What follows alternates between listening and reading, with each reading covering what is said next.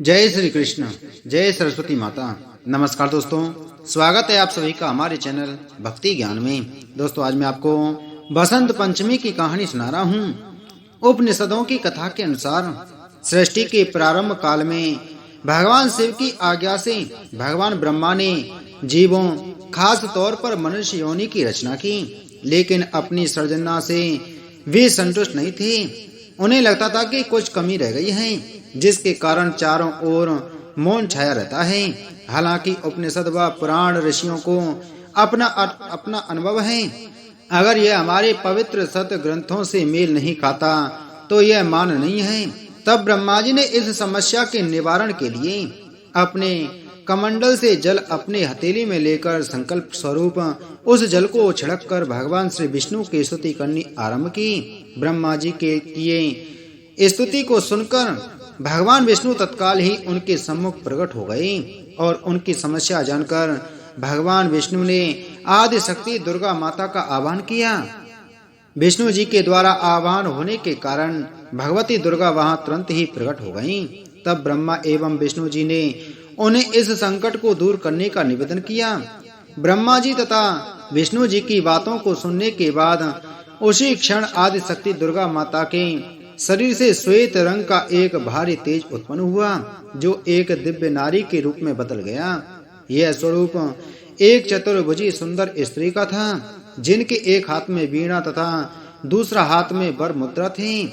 अन्य दोनों हाथों में पुस्तक एवं माला थी। आदि शक्ति श्री दुर्गा के शरीर से उत्पन्न तेज से प्रकट होते ही उन देवी ने वीणा का मधुर नाद किया, जिससे संसार के समस्त जीव जंतुओं को वाणी प्राप्त हो गई। जलधारा में कोलाहल व्याप्त हो गया। पवन चलने से सरसराहट होने लगी। तब सभी देवताओं ने शब्द और रस का संचार कर देने वाली उन देवी को वाणी की अधिष्ठात्री देवी सरस्वती कहा।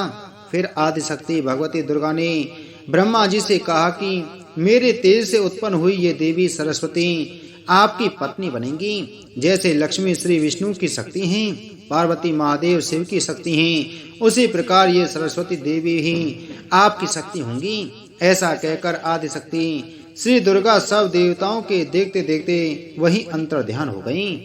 इसके बाद सभी देवता सृष्टि के संचालन में संलग्न हो गए। सरस्वती को बागेश्वरी, भगवती, शारदा, वीणा वादनी और बाग देवी सहित अनेक नामों से पूजा जाता है।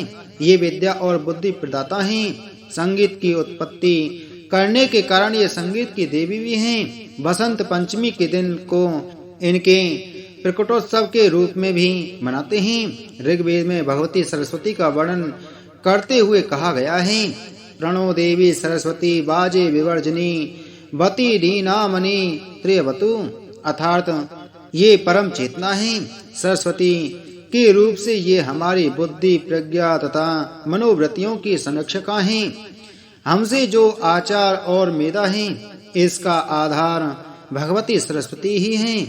इनकी समृद्धि और स्वरूप का वैभव अद्भुत है। प्राणों के अनुसार श्री कृष्ण ने सरस्वती से प्रसन्न होकर उन्हें वरदान दिया था कि बसंत पंचमी के दिन तुम्हारी भी आराधना की जाएगी, और तभी से इस वरदान के फल स्वरूप भारत देश में बसंत पंचमी के दिन विद्या की देवी सरस्वती की भी पूजा होने लगी, जो कि आज तक जारी है।